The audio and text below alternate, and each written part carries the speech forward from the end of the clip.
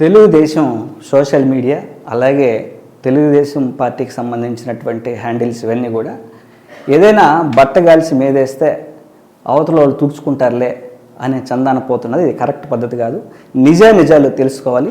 ఎప్పుడూ నా దగ్గర నుంచి రిలీవ్ అయ్యి పోలీస్ డిపార్ట్మెంట్లో ఏఆర్ కానిస్టేబుల్గా విధులు నిర్వహిస్తున్నటువంటి గుణశేఖర్ అనే అతను నాకు సంబంధించిన వ్యక్తి కాదు. మీ పోలీసుకు సంబంధించినటువంటి మీ పోలీస్ స్టేషన్లో ఇప్పుడు ప్రజెంటు ఏఆర్ కానిస్టేబుల్గా విధులు నిర్వర్తిస్తున్నటువంటి వ్యక్తి. వాడు ఏం జరిగినా మీరు చూసుకోవాల్సినటువంటిది.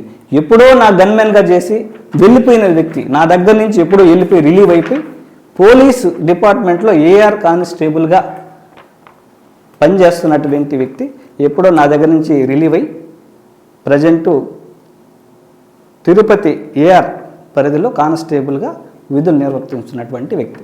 అంతేగాని ఎప్పుడో నాకు పనిచేసి నా దగ్గర నుంచి వెళ్ళిపోయినటువంటి వ్యక్తిని కూడా నాకు ఆపాదించడం కరెక్ట్ కాదు.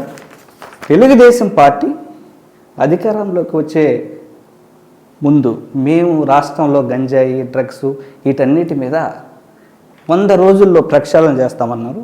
మీ పోలీస్ వ్యవస్థే ఈ పనులు చేస్తుంటే దాన్ని ఎంక్వైరీ చేసి దాని వెనక ఎవరు ఉన్నారు పట్టుకొని శిక్షించాల్సింది పోయి మీ పోలీస్ వైఫల్యాన్ని మాకు వైఎస్ఆర్ కాంగ్రెస్ పార్టీకి అలాగే నాకు పోయాలంటే అది కరెక్ట్ కాదు.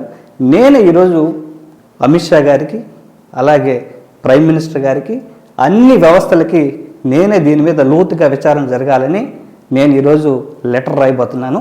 దీని మీద బహిరంగ చర్చకు సవాలుకు నేను సిద్ధం. మీ తప్పుల్ని మీ వైఫల్యాల్ని వైఎస్ఆర్ కాంగ్రెస్ పార్టీ కంటగట్టాలంటే చూస్తూ ఊరుకోం. ఖచ్చితంగా దీని మీద నిజాలు బయట రావాలి. ఎవరెవరు దీన్ని అనుకున్నారు బయట రావాలి.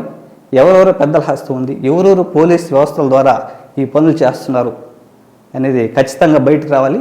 ఖచ్చితంగా వాళ్ళకి శిక్ష పడాలి. ఖచ్చితంగా దీని మీద ఎంతవరకైనా పోరాడతాం.